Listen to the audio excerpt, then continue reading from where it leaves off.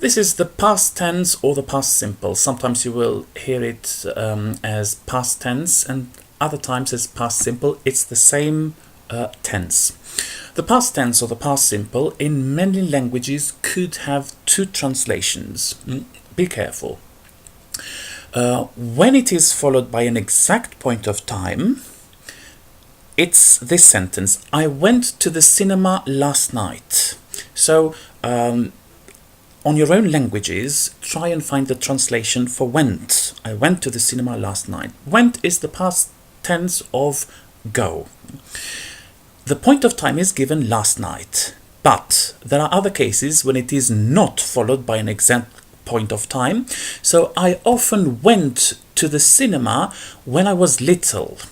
Try and translate into your own languages went in the second sentence. Whether it is the same translation, then you should find it easier, but in many languages normally there are two different translations. So be careful. On the first one we give an exact point of time. On the second one we do not give an exact point of time, but it's continuity. It is used about an action that happened in the past. It is finished and has no impact on the present. We will see another tense which we will have. We will see something different. So it is about a finished action, but has an impact on the present. When we use the past tense or the past simple, there is no impact whatsoever on the present. For example, I went there last week. The point of time is given last week. Went. Since the point of time is given last week, then we only use the past tense or the past simple. As we know when the action took place, we know it is finished, everything is in the past, and it is not related to the present. Everything gone. The past tense or the past simple is also used when there is a logical conclusion to an action, even if there is no point of time given. We know that logically it is finished.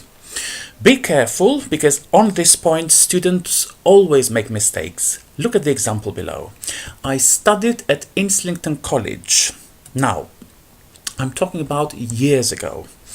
Although the point of time in the sentence is not given, we know that there is a logical conclusion to it, since the person has now been working for a few years.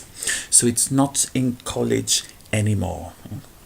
So in your own languages you might use something different, but be careful. You have to see it from the English point of view, the way English grammar works. Nothing else is in here apart from studied. Many students say, I have studied at Islington College. Normally there is a logical conclusion. You are not studying anymore, so you have to use studied and not have studied. So I have studied at Islington College, most of the cases is not correct, but studied. I went, another example, two other examples. I went to high school in London, but you are not in high school now. Therefore, if many students say, I have been to high school in London, this is not correct, because it implies like you are still in high school or you have just finished it. Normally, you're talking about something in the past which happened months ago, years ago. So this is the only way to say it. I went, not have been. When I was a child, you can never say when I have been a child. When and have been do not stay together. When you use when, you always use the past tense. Remember it really well, because when it asks for a point of time, but when we talk about point of time in the past, we use the past simple.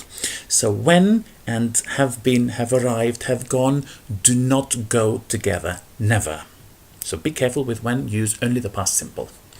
Okay, that's it for the past simple. Remember to subscribe, guys, and there will be lots and lots of other videos and different playlists.